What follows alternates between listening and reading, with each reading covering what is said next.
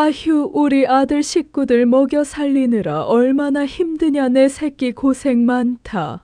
어머니, 제가 한 번만 여쭤보겠습니다. 지난 20년간 이 집 생활비 누가 벌었습니까? 그날 20년 만에 엄마가 말했습니다. 참고 참았던 진실을, 삼키고 삼켰던 분노를, 그리고 며느리라는 이름 뒤에 숨겨뒀던 모든 증거를 식탁 위로 쏟아냈습니다. 사람은 끝까지 참으면 성자가 되는 게 아니라 병이 됩니다. 그런데 가끔, 아주 가끔은 폭발합니다. 우리 엄마가 그랬습니다. 그리고 그날의 반격은 제 인생에서 가장 통쾌한 순간이었습니다. 우리 아버지는 한 직장을 오래 다녀본 적이 없습니다. 한 달을 넘긴 적도 거의 없었죠. 25년째 똑같습니다. 오늘은 몸이 안 좋아서 면접 다음 주에 보면 안 되냐. 면접은 늘 다음 주였고 생활비는 늘 엄마 목 띄었습니다. 엄마는 마트 계산원으로 시작해서 식당 주방, 아파트 청소, 새벽 신문 배달까지 안 해본 일이 없었어요. 손은 늘 거칠었고 허리는 늘 아팠습니다. 괜찮아. 일 자체는 힘든데 사람들이 좋아서 다닐만 해. 거짓말이었습니다.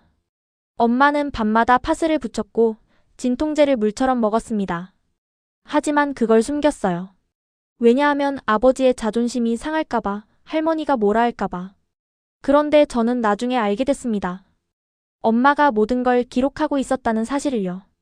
날짜별로, 금액별로, 항목별로. 20년치를 전부요. 할머니는 엄마에게만 까다로우셨습니다. 아들은 늘 안쓰러웠고 며느리는 늘 부족했죠. 우리 아들은 왜 이렇게 팔자가 셀까? 몸도 약한 애를 내가 고생시킨다. 어머니, 제가 더 잘할게요. 할머니는 병원비도, 약값도, 심지어 용돈까지 엄마한테 받으면서도 늘 그렇게 말씀하셨어요.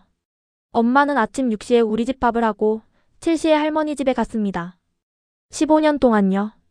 며느리야, 다리 좀 주물러 다오. 엄마 손은 이미 퉁퉁 부어 있었습니다.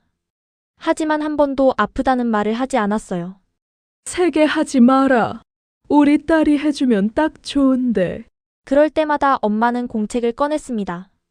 그리고 적었죠.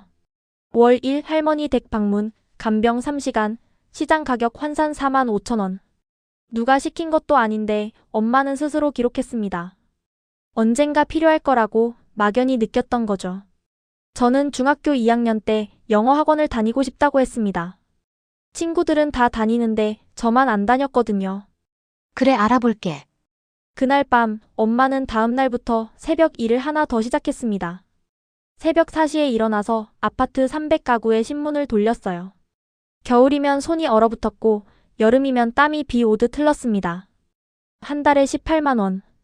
그게 제 학원비였어요. 엄마 이거 뭐야? 정형외과 영수증? 아, 회사에서 지원해주는 건강검진이야. 거짓말이었습니다. 손목 터널 증후군 진단서였어요. 의사는 수술을 권했지만 엄마는 거절했습니다. 한 달 일을 못하면 우리 집 생활비가 끊기니까요. 그런데 그 영수증들을 엄마는 전부 모아뒀습니다. 병원비, 약값, 파스값까지. 심지어 날짜와 사유까지 적어서요. 명절마다 엄마는 새벽 5시부터 일했습니다. 나물 무치고 전 부치고 국 끓이고. 아버지는 소파에서 TV를 봤죠. 여보, 내가 도와줄까? 아니야, 괜찮아. 아버지는 정말로 쉬었습니다. 엄마가 괜찮다고 하니까요. 그 사이 엄마 앞치마는 땀과 기름으로 범벅이 됐습니다. 둘째네. 진수성찬이네. 재수시 솜씨 최고야. 언니 고생 많았어요. 우리가 뭐 도와줄까요? 그들은 도와주지 않았습니다. 거실에 앉아서 과일 먹고 수다 떨고 웃었어요. 엄마는 계속 부엌을 오갔습니다. 혼자서요. 드디어 모두 식탁에 앉았습니다. 엄마만 빼고요. 엄마는 서서 국을 퍼 나르고 있었죠. 아휴, 우리 아들 식구들 먹여 살리느라 얼마나 힘드냐. 장남이라고 짐이 크지. 애도 키워야 하고. 내 새끼 고생 많다, 정말. 맞아요. 요즘 같은 세상에 가장 노릇이 어디 쉬운가요? 그때였습니다. 엄마가 국자를 내려놓았어요. 그리고 조용히 하지만 또렷하게 말했습니다. 어머니, 제가 한 번만 여쭤보겠습니다. 지난 20년간 이 집 생활비 누가 벌었습니까? 뭐? 제가 이 집에 시집 온 게 1999년입니다. 그때부터 지금까지 25년. 그 중에서 남편이 벌어온 돈으로 생활한 기간이 총 며칠이나 됩니까? 며느리가 감히 우리 아들이 얼마나 딸 자리에서 벌떡 일어나며 할머니, 할머니 그렇게 귀한 아들 할머니가 데리고 가세요. 뭐라고 25년 동안 집에서 누워만 계신 아들 그렇게 귀하시면 할머니가 모시고 사세요. 우리 엄마는 이제 그만 고생하게 해주세요. 얘가 어른한테 어떻게. 아주버님, 제가 갑자기 그러는 게 아닙니다. 25년을 참았습니다. 엄마는 가방에서 두꺼운 공책 3권을 꺼냈습니다. 식탁 위에 탁탁탁 놓았어요. 1999년부터 2024년까지 제가 번 돈, 제가 쓴 돈, 제가 이 집안에 들인 시간 전부 기록했습니다. 1999년 3월 마트 계산원 월급 85만 원. 그달 생활비 전액. 남편 수입 0원. 2003년 7월 식당 주방 보조 월급 110만 원. 딸 학원비 30만 원, 생활비 80만 원. 남편 수입 0원. 2008년 12월 청소 일 월급 130만 원, 새벽 신문 배달 18만 원. 합계 148만 원. 그중 50만 원은 어머니 병원비로 지출. 남편 수입 0원. 그만. 2015년부터 2019년까지 5년간 어머니 병원비로 제가 쓴 돈 총 1,850만 원. 약값 별도 420만 원. 기저귀, 영양제 등 소모품 380만 원. 숫자가 쌓여갈수록 친척들 얼굴 창백해짐. 제가 어머니 간병한 시간 하루 평균 4시간. 15년이면 총 21,900시간. 요양보호사 시급을 최저임금으로 쳐도 2억 1천만 원입니다. 재수씨. 그런데 제가 오늘 들은 말은 우리 아들 고생 많다였습니다. 25년 동안 제가 번 돈 총 3억 8천만 원. 그중 제가 쓴 건 단 한 푼도 없습니다. 전부 이 집안에 썼습니다. 그런데 저는 고생한 사람이 아닙니까? 할머니. 그래도 며느리가 하는 게 며느리도 사람입니다.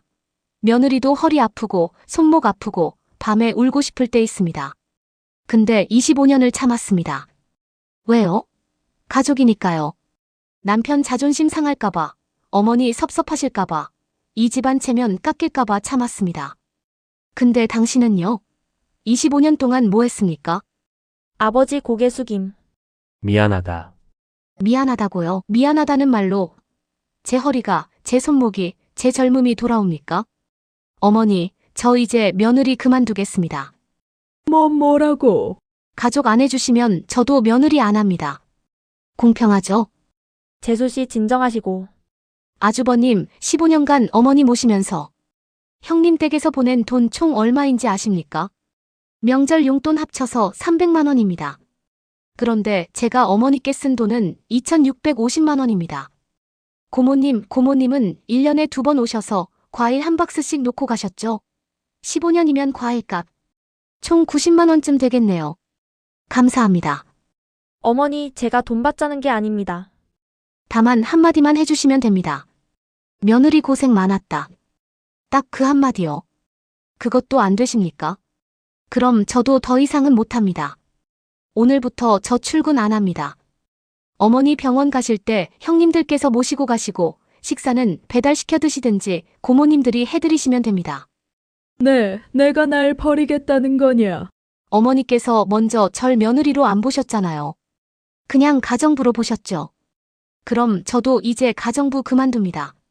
엄마는 정말로 집을 나섰습니다. 가방 하나 들고요. 저와 함께 친정으로 갔어요. 3일이 지났습니다. 할머니 집에서 전화가 오기 시작했어요. 며느리야, 약이 어디 있는지 모르겠구나.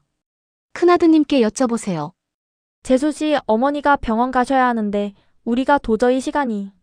아주버님, 저도 다음 주부터 새 직장 출근합니다. 시간 없어요. 결국 큰아버지네가 할머니를 모시기로 했습니다. 딱 3일 만에 항복했어요. 큰아버지 부인 지쳐서. 하루만 모셔도 정신이 하나도 없네. 아랫동서는 15년을 어떻게 했대요. 2주가 지난 어느 날 할머니가 직접 우리 집에 오셨습니다. 큰아버지 부축을 받고요. 며느리야, 나 좀 보자. 어머니, 무슨 일이세요? 미안하다. 내가 며느리 고생하는 거 다 알았다. 근데 당연하다고 생각했어. 며느리 돌이라고. 큰아들 집 가서 3일 있어 봤더니 내가 얼마나 편하게 살았는지 알겠더구나. 그게 다 내 덕분이었어. 어머니, 며느리야 고생 많았다. 정말로 고생 많이 했어.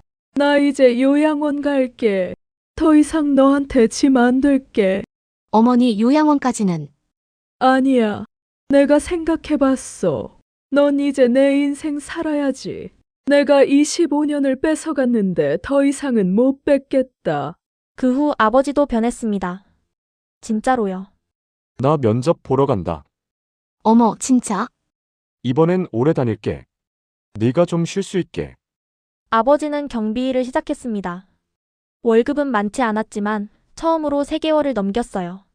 그리고 계속 다녔습니다. 여보, 이거 내 월급이야. 적지만 고마워요. 미안해. 25년 동안 정말 미안했어. 1년이 지났습니다. 할머니는 좋은 요양원에 계세요. 엄마가 일주일에 한 번 찾아뵙고요. 의무가 아니라 마음으로요. 며느리 왔니? 어휴, 바쁠 텐데. 아니에요. 보고 싶어서 왔어요. 고맙다, 정말 고마워. 아버지는 아직도 경비 일을 합니다. 이제 1년이 넘었어요. 처음으로 한 직장을 1년 넘게 다니는 겁니다. 오늘 저녁은 내가 할게. 당신 좀 쉬어. 진짜? 라면이지만 그리고 엄마는 지금 처음으로 자기 인생을 삽니다. 친구들과 여행도 가고 하고 싶던 베이킹 클래스도 다녀요. 25년 만에 찾은 자유입니다. 엄마 그때 잘했어. 폭발한 거. 그치. 나도 그렇게 생각해. 엄마가 증거 다 모아둔 거 진짜 대박이었어. 막연히 느꼈어. 엄마 진짜 멋있어. 너도 나중에 결혼하면 기억해. 참기만 하면 안 돼. 말해야 해. 증거도 남기고. 며느리는 가족입니다. 며느리도 사람입니다. 며느리도 아프고 지치고 인정받고 싶어 합니다. 참는 것이 미덕이라고 배웠던 시대가 있었습니다. 하지만 이제는 말해야 합니다. 기록해야 하고 증명해야 하고 당당해야 합니다. 우리 엄마는 25년을 참았지만 결국 말했습니다. 그리고 모든 게 바뀌었습니다. 여러분도 참지만 마세요. 당신의 고생은 당연한 게 아닙니다. 당신도 인정받을 자격이 있습니다. 당신도 고생했다는 말을 들을 자격이 있습니다. 그리고 기억하세요. 증거를 남기세요. 언젠가 필요할 겁니다. 여러분의 이야기를 댓글로 들려주세요. 여러분도 참고 계신 게 있나요? 아니면 시원하게 말해본 경험이 있나요? 우리 함께 나눠봅시다.